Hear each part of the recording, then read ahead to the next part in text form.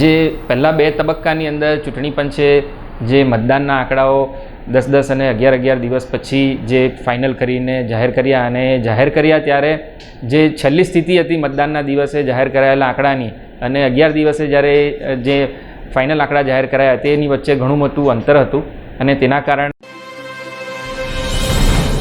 નમસ્કાર, ખબર છે .com પર આપનું સ્વાગત છે. હું છું વિરામ અને આપણી સાથે છે ચેતનભાઈ શેઠ. ચેતનભાઈ શેઠ વરિષ્ઠ પત્રકાર છે. દિવ્ય ભાસ્કર, સંદેશ, ગુજરાત સમાચાર જેવા મોટા ન્યૂઝપેપરમાં કામ કરી ચૂક્યા છે. આજે આપણે ચૂંટણી પંચને લગતી જે હાલ જે વિવાદ ચાલી રહ્યો છે એના પર વાત કરવાના છીએ.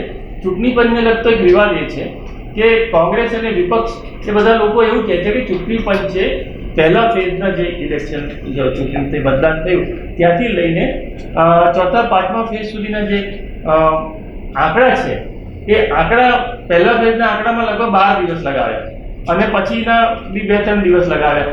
એવું કહે છે કે ભાઈ આ આટલા દિવસના આંકડા આપવામાં આટલો સમય શું કામ લે છે?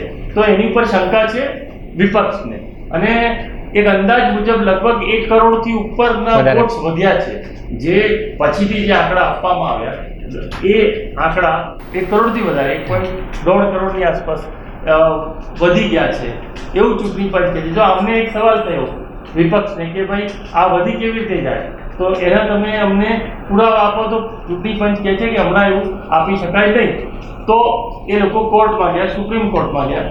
તો સુપ્રીમ કોર્ટે પણ જજમેન્ટ એવું આપ્યું કે હાલ ચૂંટણીની પ્રક્રિયા ચાલી રહી છે અને જે ચૂંટણીની જે સાથે પ્રક્રિયા સાથે જોડાયેલા જે અધિકારીઓ છે એ બધા બહુ બિઝી છે. વાત સાચી પણ છે અને જો હમણાં કોઈ ઓર્ડર સુપ્રીમ કોર્ટ પાસ કરે તો એ લોકો કરી શકશે નહીં.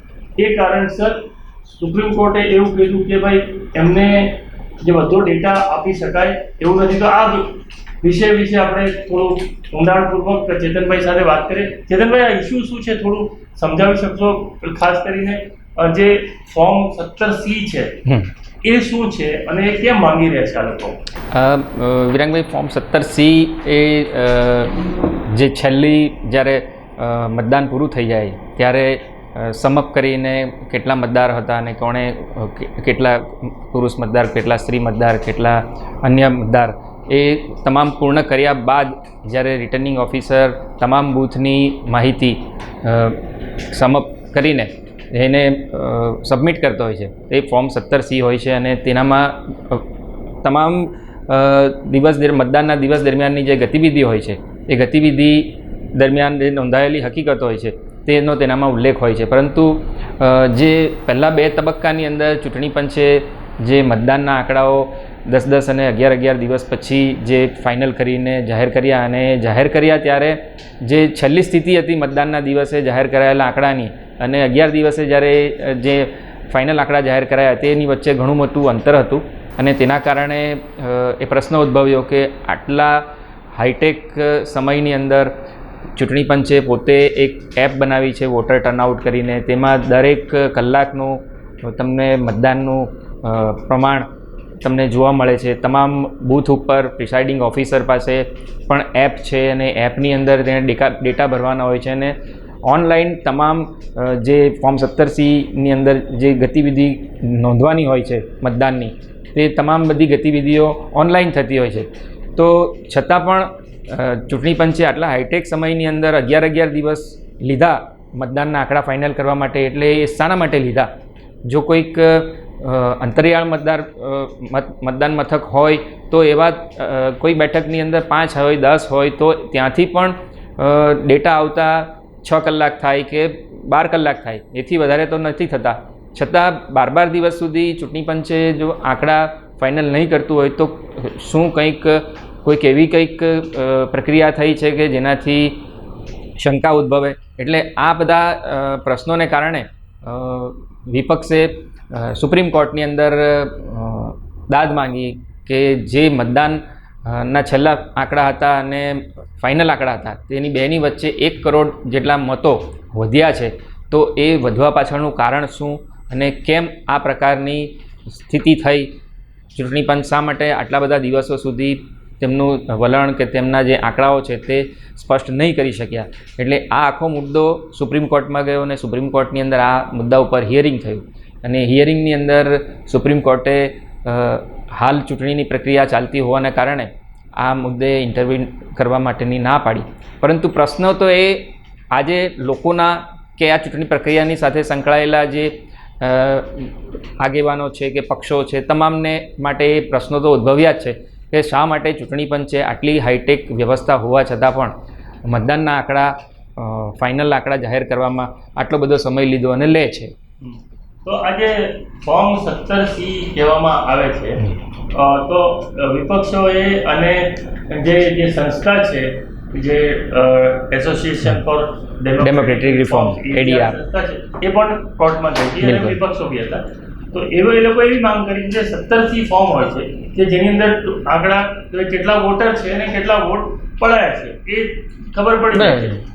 એ જે તમે વેબસાઇટ પર ઇલેક્શન કમિશનની વેબસાઇટ પર અપલોડ કરી દો, બિલકુલ એવી ડિમાન્ડ કરી હતી, પણ એ ડિમાન્ડ નથી સ્વીકારવામાં આવી. તો હવે રસ્તો શું છે? વિપક્ષો પાસે શું 17C જે ફોર્મ છે તો એની કોપી માંગી શકાય છે? માંગી શકાય. એ તો 17C એ તો આપવું પડે એમ છે, કારણ કે દરેક જે તે લોકસભાની બેઠક હોય તો લોકસભાની બેઠકના પર જે બી કેન્ડિડેટ હોય એ કેન્ડિડેટને પ્રોવાઈડ કરવી એ પણ જરૂરી હોય છે અને એ ચૂંટણી પ્રક્રિયાનો એક ભાગ છે. એટલે એ તો સહી તો જ્યારે આ થાય કે ભાઈ આ આટલું છે આટલું છે એ તો ત્યારે જે એના એજન્ટ હોય એ તો બંને પાર્ટીના 17C પર સહી તો કરી એટલે એવું કહી શકાય કે 17C એ પ્રૂફ છે કે જો વધારો ઘટાડો કંઈ કર્યો હોય પાછળથી તો 17C થી એક્સપોઝ થઈ શકે. કદાચ મને કન્ફર્મ નથી કહેતો પણ તમિલનાડુમાં આવું DMK પાર્ટીએ કદાચ કર્યું છે કે બધી જગ્યાએથી એ લોકોએ પહેલા 17C ના કોપી એમણે લઈ લીધી છે. બરાબર. તો એ પોસિબલ છે કે પછીથી મેળવી શકે અને ખરેખર કંઈક ઘોટાળા કર્યા હોય તો એ 17C થી બહાર આવશે. પણ એ ક્યાં સુધી સાચવીને રાખવાનો એવો શું નિયમ છે? એ તો જ્યાં સુધી ચૂંટણીની તમામ પ્રક્રિયા પૂર્ણ થઈ ગઈ છે, ચૂંટણીની સામે કોઈને કંઈ વાંધો નથી અને નવી ચૂંટણી માટેની તૈયારી કરવાની માટેની જાહેરાત થાય ત્યાં સુધી આ તમામ બાબતોને સાચવી રાખવાની હોય. જે ઇલેક્ટોરલ મતલબ EVMની અંદર પણ જે મત છે, રજિસ્ટર્ડ થયેલા મતો છે, તેને પણ ત્યાં સુધી સાચવી રાખવાના હોય છે, પછી એને ફોર્મેટ કરવાના હોય છે. પણ એક સવાલ થાય છે મને કે આ ઇલેક્ટ્રોનિક યુગ છે, આપણે તો આ દુનિયામાં આખા દુનિયાને શીખવાડી છે, ભારત જે છે એ આઈટીમાં આટલું આગળ છે. હવે જે મશીનની અંદર જે ડેટા હશે એનો લોગ તો મેન્ટેન થતો જોઈએ, બિલકુલ બરાબર. તો એ લોગ તો રહેવાનો જ છે, એ તો કોઈ દિવસ નીકળવાનો નથી, એ તો એક્સેસ કરવાનો થઈ. આ ફોર્મ C કાગળવાળું માન લો આમ તેમ થઈ જાય પણ એ લોગ તો મેન્ટેન થવાના જ છે. તો એના ઉપરથી તો એક્સપોઝ થઈ જાય જો કંઈ બી થશે તો. હા, પરંતુ એ જે હકીકત છે અથવા તો એ રજિસ્ટર થયેલી જે ડેટા છે એ ડેટા બહાર આપવા માટેનો પાવર એ ચૂંટણી પંચ પાસે જ છે.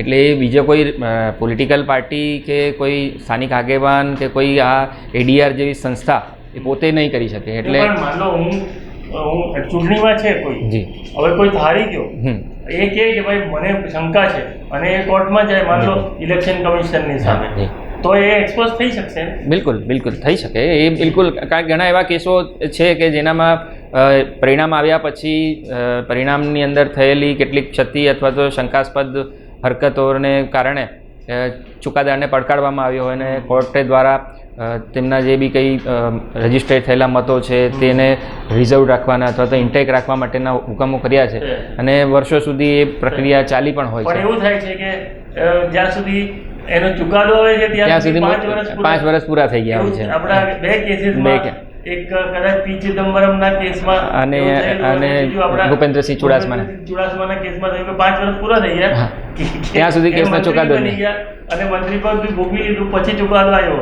એટલે એનાથી એ છે કે સિસ્ટમ આપણી ભારતની એ છે કે બધું હોય છે અને ઇલેક્ટ્રોનિક ફોર્મમાં ડેટા મળી જ રહેવાના છે અને રહેવાના જ છે, કારણ કે એ ડિલીટ કરી નાખો તો બી પાછા રિકવર થઈ જાય છે. એટલી ટેકનોલોજી આગળ વધી ગઈ છે. એટલે એવો ડર નથી રહેવાનો કે જો વધારી દીધા છે કે ઘટાડી દીધા છે તો ખબર નહીં પડશે. ખબર તો પડશે પણ આખી પ્રોસેસ બહુ લાંબી હોય છે. થાય છે. એટલે 17C વાળો મુદ્દો છે એ બી કોર્ટે હમણાં બરાબર રીતે જ કર્યું છે કે આ ચૂંટણીની પ્રક્રિયાની વચ્ચે કંઈક અટકાવે તો મુશ્કેલી થાય. ને બંને બંધારણીય સંસ્થાઓ છે. સુપ્રીમ કોર્ટ કે કોર્ટ પણ એક બંધારણીય સંસ્થા છે અને જે ઇલેક્શન કમિશન છે એ બી બંધારણીય સંસ્થા છે અને બંને એકબીજાની વચ્ચે ના આવે એ બેટર બધા માટે બહુ સારું કહેવાય. એટલે હવે જોઈએ કે ભાઈ પછીથી નો ડાઉટ એવું બી નથી કીધું સુપ્રીમ કોર્ટે કે આની પર અમે કંઈ કરવા નથી, સુનાવણી કરવાની છે, પણ ઇલેક્શન પછી લગભગ 1 મહિના પછી આઈ થિંક થશે. એટલે જે હશે તે બહાર હશે, પણ જે થાય તે એટલીસ્ટ જો શંકા હોય અને વિપક્ષ સવાલ ઊભો કરે તો એ જવાબ આપવાની જવાબદારી ઇલેક્શન કમિશનની 100% છે. અને ઇલેક્શન કમિશને હમણાં જ પાછું એવું કહ્યું કે ભાઈ જો અમે જે કહેતા હતા એ સાચું હતું, કારણ કે સુપ્રીમ કોર્ટે બી એની ઉપર મોહર લગાવી છે કે ભાઈ અમે સાચા છીએ. અને આપણે આશા રાખીએ કે એ સાચા જ હોય અને કોઈને અન્યાય ના થતો હોય કોઈ પણ પાર્ટીને, અને જે ડેમોક્રેટિક વેથી લોકશાહી પદ્ધતિથી ચૂંટાવા જોઈએ એ જ રીતે ચૂંટાય એવી આપણે આશા કરીએ. આભાર આપનો.